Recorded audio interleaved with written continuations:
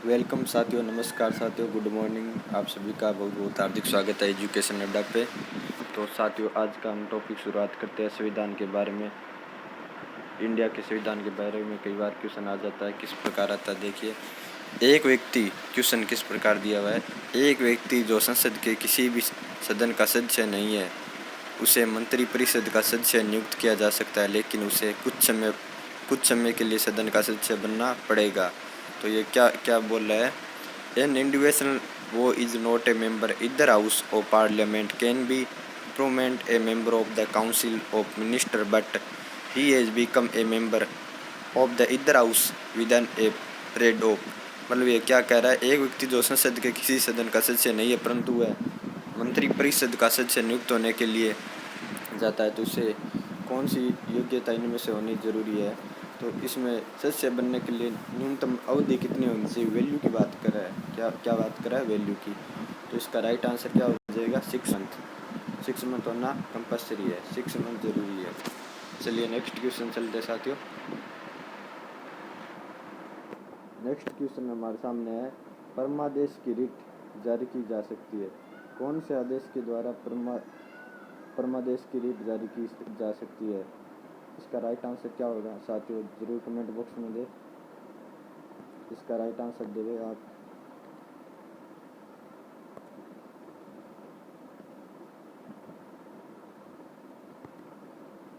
Question number 2 हमारे सामने, परमादेश की रिट जारी की जा सकती है किसके द्वारा, एक सार्वजनिक कर्तव्य के प्रदर्शन के लिए। क्वेश्चन क्या है, the right of mandamus can be issued परमादेश for performance of a public duty. इसका राइट क्या हो जाएगा, for performance a public duty को हम बेस्टली कंपल्सरी मान सकते हैं। नेक्स्ट क्वेश्चन चलते हैं साथियों। नेक्स्ट क्वेश्चन, अगला क्वेश्चन, परमादेश की हमने बात कर ली। अगला क्वेश्चन चलते हैं साथियों। क्वेश्चन हमारे सामने इस प्रकार है, भारतीय संविधान द्वारा मौलिक कर्तव्यों में से कौन से कर्तव्य निर्धारित किए गए हैं। Which of the following duties have been processable by the Indian Constitution as fundamental duties. ये क्या कह रहा है, भारतीय संविधान द्वारा मौलिक कर्तव्यों में से कौन सा कर्तव्य निर्धारित किया गया है। तो इसका हमारे लिए राइट आंसर क्या हो जाएगा, टू पे इनकम टैक्स, आयकर भुगतान के लिए ये किया गया है। कौन सा मौलिक कर्तव्य है, ये आयकर विभाग के द्वारा किया गया, आयकर भुगतान के लिए किया जाता है हमारे कंपल्सरी। तो इसका हमारे पास सर जो फाइनल एंड राइट आंसर होगा वो क्या क्या होगा इसमें जी साथियों, 1 मिनट स्टूपिड। इसका हमारे सामने राइट आंसर होगा वो हो जाएगा 1, 3 एंड 4। कौन कौन से होंगे, 1 हो गया, 3 हो गया एंड 4। इसका हमारे पास डी राइट आंसर हो जाएगा। इसमें देश की रक्षा के लिए आवश्यक है। और 3 की बात करें, हमारी समग्र संस्कृति की समृद्ध विरासत की बात की जा रही है। और सार्वजनिक संपत्ति की सुरक्षा की बात की जा रही है। चलिए नेक्स्ट क्वेश्चन चलते साथियों।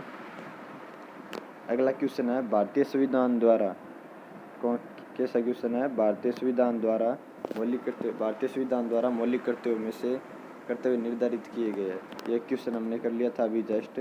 अगला क्वेश्चन, निम्नलिखित में से, क्वेश्चन क्या है, निम्नलिखित में से कौन भारत के राष्ट्रपति के चुनाव के लिए निर्वाचन मंडल का गठन नहीं करता है। कौन नहीं करता है साथियों, इसका तो आप माइंड से भी आंसर दे सकते हो। विच ऑन, क्वेश्चन क्या है, which on following does not constitute elected college of electing the president of India. कौन मतलब प्रेसिडेंट का इलेक्शन नहीं करता है। तो मंडल का गठन, निर्वाचक मंडल, इलेक्शन ऑफ डिपार्टमेंट या इलेक्ट्रल कॉलेज का गठन कौन नहीं करता है, कौन इसको इलेक्टेड नहीं करता है। तो इसका जो हमारा राइट आंसर होगा वो क्या होगा, जल्दी से कमेंट बॉक्स में आप बताइए साथियों। ये सभी तो करते हैं, जैसे राज्यसभा के सदस्य, इलेक्टेड मेंबर ऑफ राज्यसभा ये करते हैं, इलेक्टेड मेंबर ऑफ लोकसभा ये भी करते हैं, इलेक्टेड ऑफ लेजिस्लेटिव ये विधानसभा के निर्वाचित सदस्य ये भी करते हैं, पर विधान परिषद के सदस्य नहीं करते। इसका राइट आंसर क्या हो जाएगा, elected member of the elected member of the legislative council, ये नहीं करते। नेक्स्ट क्वेश्चन चलते हैं फटाफट से साथियों। अगला क्वेश्चन आपके सामने इस प्रकार, निम्नलिखित में से कौन भारत के राष्ट्रपति के चुनाव के लिए निर्वाचन मंडल का गठन नहीं करता? ये हमने जस्ट कर लिया। अगला क्वेश्चन, निम्नलिखित में से किस परिस्थिति में राष्ट्रपति अपने विवेक का कार्य कर सकता है? ये क्वेश्चन इस प्रकार हमारे सामने, in which of the following situations does president act in his own description? मतलब राष्ट्रपति अपने विवेक का अपने विवेक का कब प्रयोग कर सकता है? In appointing in minister, in returning personal of the counselling minister, recommendation both of above, दोनों, या नॉन ऑफ अबव, दोनों ही नहीं। कौन सा राइट होगा इसमें? जल्दी से आंसर देवे।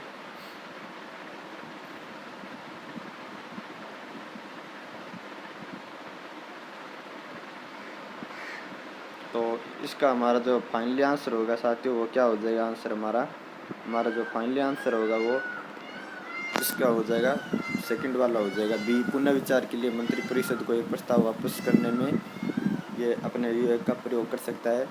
इन routing a personal of the council of minister for reconstitution, इसमें अपना प्रयोग कर सकता है। चलिए अगला क्वेश्चन चलते हैं। राष्ट्रपति के संदर्भ में निम्नलिखित में से कौन सा कथन सही नहीं है? आपको जो रॉन्ग क्वेश्चन है उसकी बात कर रहा है। रॉन्ग कौन सा, इसमें से कौन सा सही नहीं है? विच of the following is true in context of the president? तो राइट आंसर क्या हो जाएगा इसका? कौन सा होगा? He addressed the first session of the parliament after each general election of the Lok Sabha and the commencement of the first session of each year. First वाला होगा या सेकंड वाला? He addresses the first session of parliament at the beginning of each year as well as the last session held of the each. He addressed the, या second ये सी वाला होगा, He addressed the parliament Delhi, या D वाला होगा none of these. तो इनमें से कौन सा होगा?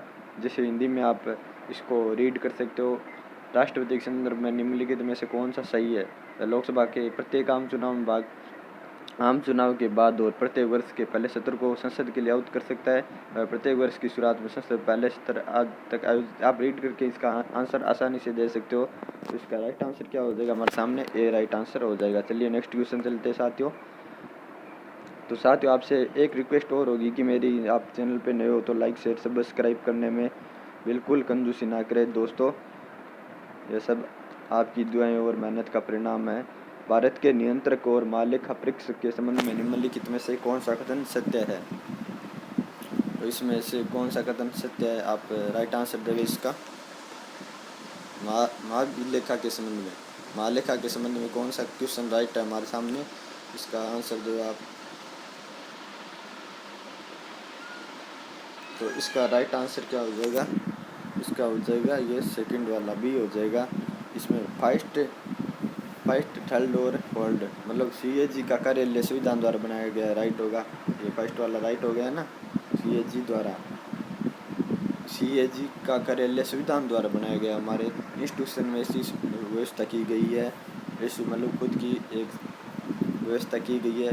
थर्ड वाला भी राइट, उसे महाभियोग के जरिए ही पद से हटाया जा सकता है। और फोर वाला भी राइट हो जाएगा, उसे भारत के समेकित कोष और प्रत्येक राज्य के केंद्र शासित प्रदेश की विधानसभा होने वाली लेखा जोखा से अनदेखा नहीं किया जा सकता। इसका ये राइट हो गया।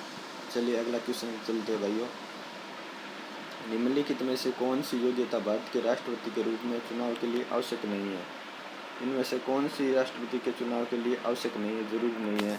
वो लोकसभा का सदस्य होना जरूरी नहीं है, और तो योग्यता होनी चाहिए।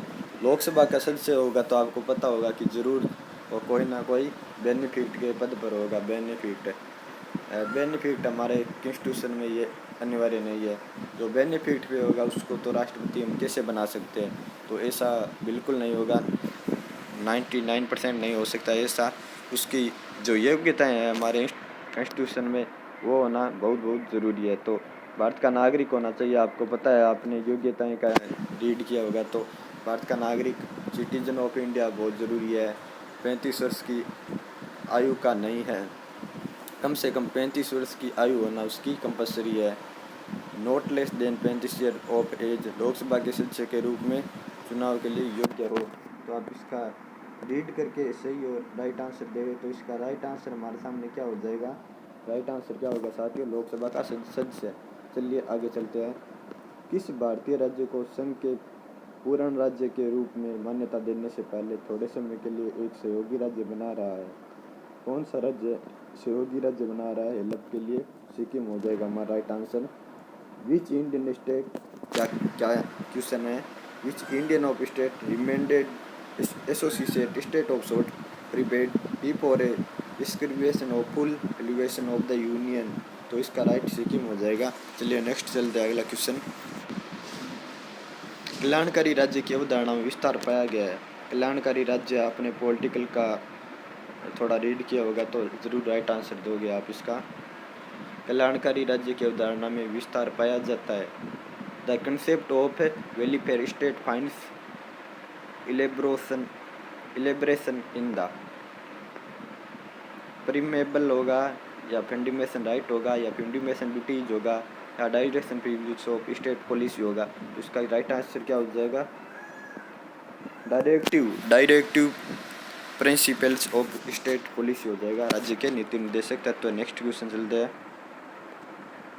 भारत की संसद ने 1956 में राज्यों का पुनर्गठन अधिनियम बनाया गया था।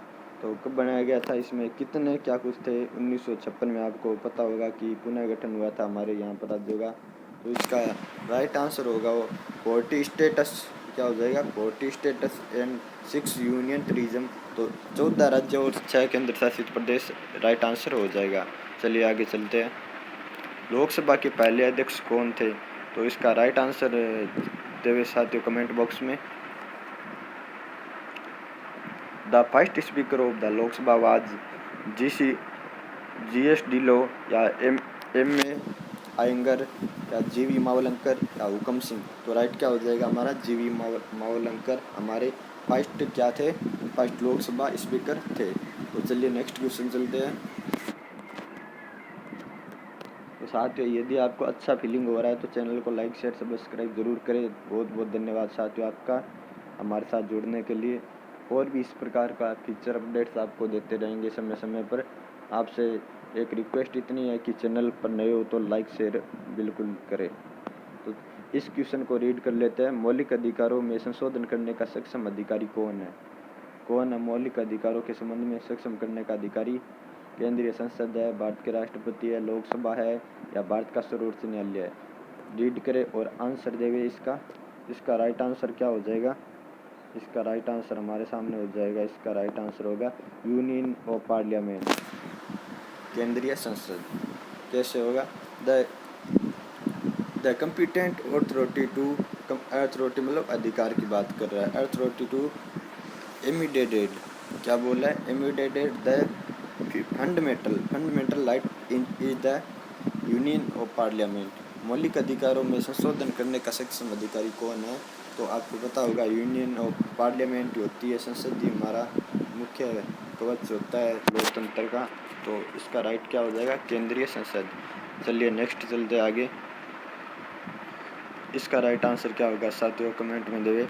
निम्नलिखित में से किस अधिनियम के तहत पहली बार भारत में ब्रिटिश द्वारा सांप्रदायिक चुनाव प्रणाली लड़ी गई? तो आपको पता होगा कि हमारे यहाँ पर अंग्रेज़ों का आवागमन 1600 में ही हो गया था, 1600 में। तब फर्स्ट यहाँ पर हमारे कंपनी जो स्थापित हुई थी वो अंग्रेज़ों की थी, ब्रिटिश ईस्ट इंडिया कंपनी 1600 में स्थापना हो गई थी। उसके बाद धीरे धीरे अंग्रेज़ों का विस्तार बढ़ता गया भारत में। तो इसका राइट आंसर क्या होगा, इसका राइट आंसर हो जाएगा भारत शासन अधिनियम 1900, भारत सरकार अधिनियम क्या हो जाएगा 1909। राइट आंसर क्या हो गया, फर्स्ट हो गया इसका। चलिए साथियों आगे चलते हैं नेक्स्ट क्वेश्चन पे। निम्नलिखित में से कौन सा निर्देशक सिद्धांत मूल रूप से भारत के संविधान में प्रदान नहीं किया गया है? कौन सा सिद्धांत भारत में नहीं प्रावधान किया गया है? ये क्या बोल रहा है, निम्नलिखित में से कौन सा नीति निर्देशक सिद्धांत?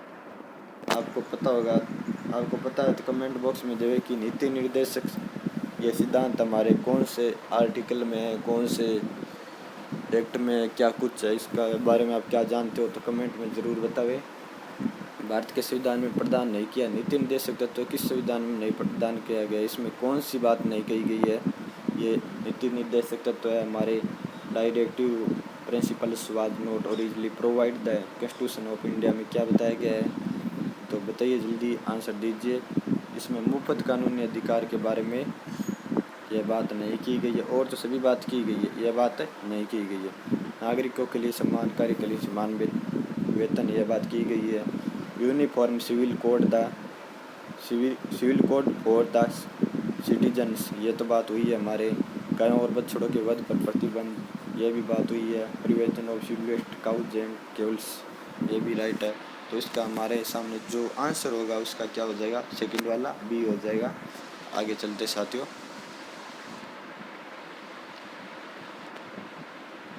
निम्नलिखित कथनों पर विचार करें और आंसर दें। साथियों रीड करो और क्वेश्चन का आंसर दो जल्दी से।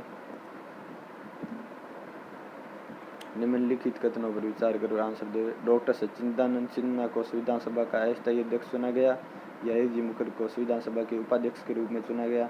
तो इसका जो राइट आंसर होगा वो क्या हो जाएगा, बोथ हो जाएगा। क्या हो जाएगा, बोथ हो जाएगा, दोनों इसका राइट आंसर है। नेक्स्ट चलते हैं। भारत में धर्मनिरपेक्षता के संदर्भ में निम्नलिखित कथनों पर विचार करें, इनमें से कौन सा कथन सही है, निम्न में से कौन सा कथन राइट है। इन कथनों पर विचार करें और राइट को आप बताएं। इसमें भी क्या हो जाएगा, हमारे धर्मनिरपेक्षता मतलब सेलोलिज्म स्टेटमेंट रिफरेंस काउंसर, इसका राइट आंसर सी बोथ हो जाएगा। क्या हो जाएगा, इसका आंसर बोथ हो जाएगा, दोनों ही हो जाएगा। चलो नेक्स्ट चलते हैं। भारतीय संघ के राज्य को पुनर्गठित किया जा सकता है या उनकी सीमाओं को बदल दिया जा सकता है। हमारे ये किसके संबंध में रिलेटेड है बताइए। कानून की साधारण प्रक्रिया में एक साधारण बहुमत से केंद्रीय संसद, तो इसका राइट क्या हो जाएगा, फर्स्ट वाला हो जाएगा। नेक्स्ट चलते हैं साथियों।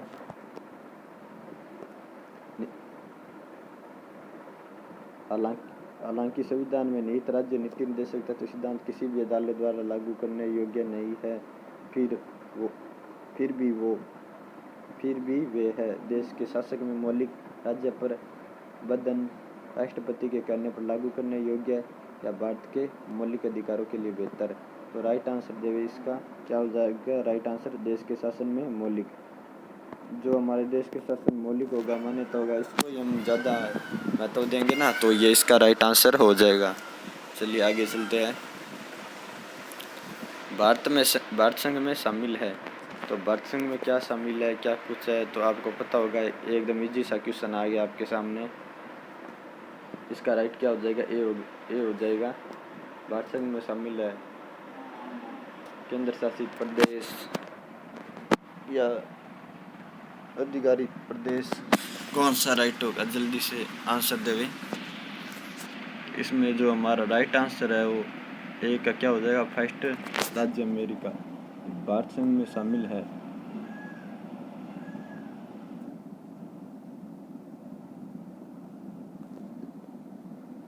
ये हो जाएगा। नेक्स्ट चलते हैं। भारत में रहने वाला एक ब्रिटिश नागरिक सही दावा नहीं कर सकता है। ब्रिटिश नागरिक सही दावा क्या नहीं कर सकता है, व्यापार और पैसे की स्वतंत्रता, कानून के समक्ष समानता, जिंदगी और व्यक्तिगत स्वतंत्रता, धर्म की स्वतंत्रता। आप खुद माइंड से इसका आंसर देवे, मेरे को तो खैर बताना ही आपको, पहले आप अपनी कोशिश जारी रखें। इसका राइट आंसर क्या हो जाएगा हमारे सामने, व्यापार और पैसे की स्वतंत्रता। कोई भी ब्रिटिश नागरिक है, अंग्रेजों का अधिकारी है या कुछ भी कह सकते हैं हम, उसको व्यापार और पैसे की स्वतंत्रता नहीं है। वो हमारे यहाँ पर लॉन्ग टाइम तक क्या नहीं कर सकता, व्यापार नहीं कर सकता, इंडस्ट्रीज उद्योग धंधे नहीं कर सकता, लॉन्ग टाइम तक नॉट अलाउड। इंडिया में ऐसी कोई व्यवस्था नहीं की गई है। चलिए आगे चलते हैं मेरे प्यारे दोस्तों। निम्नलिखित में से कौन सा मौलिक कर्तव्य है, सभी को रीड करें और इनका आंसर देवे।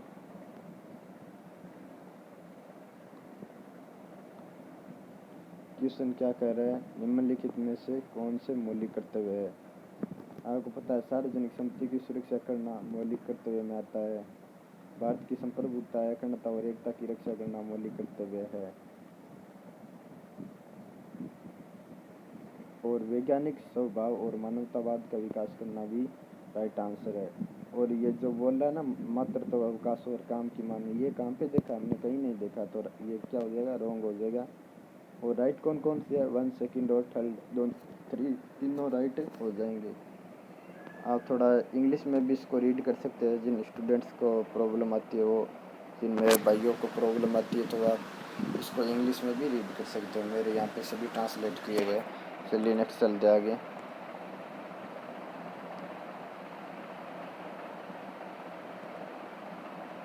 भारत के राष्ट्रपति के संदर्भ में निम्नलिखित में से कौन सा कथन सही है? कौन सा सही है? पहले तो गलत बताना था हमको, रॉन्ग बताना था। अब जो राइट है वो बताना होगा।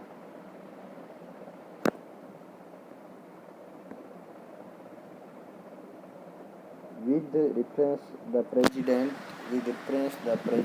of India which following correct? Correct क्या होगा? इसमें क्या क्या है? He is first citizen of India, वह भारत का प्रथम नागरिक होना चाहिए, राइट है। वह राष्ट्रपति भारतीय राज्य का प्रमुख होता है, आपको पता होगा प्रमुख ही होता है। और वह राष्ट्र की एकता अखंडता क्या है? He acts of the symbol of unity integrity of sociality of nation, वह राष्ट्र की एकता अखंडता और एकजुटता के प्रतीक रूप में कार्य करता है। तो इसका जो राइट आंसर होगा वो क्या हो जाएगा? सभी हो जाएगा। आगे चलते हैं। तो थैंक यू साथियों, आपने इतना बहुत ज़्यादा सहयोग किया। मिलेंगे हम कुछ नए फीचर और अपडेट्स के साथ। तब तक के लिए धन्यवाद। साथियों, आपको मैं एक बात और बता दूं कि आप हमारे चैनल पे नए हो तो चैनल को लाइक कीजिए, शेयर कीजिए, सब्सक्राइब कीजिए। बहुत बहुत धन्यवाद आपका। हम उम्मीद करते हैं कि आपको ये वीडियो अच्छा लगा होगा।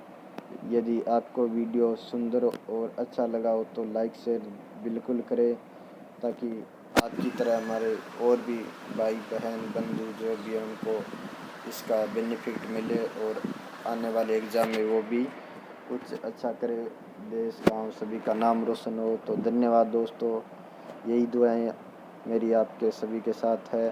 तो मिलेंगे अगले वीडियो में। जय हिंद, जय भारत। और एक बात और बोलना चाहूँगा मैं साथियों, यदि आपको किसी भी एजू से रिलेटेड कोई भी प्रॉब्लम हो, पढ़ाई से रिलेटेड कोई भी प्रॉब्लम हो, तो आप मेरे से कांटेक्ट कर सकते हो। मेरा कांटेक्ट नंबर 8302958782, ये मेरा व्हाट्सएप नंबर, आप मेरे से संपर्क कर सकते हो। धन्यवाद। मिलते हैं अगले वीडियो में। जय हिंद, जय भारत।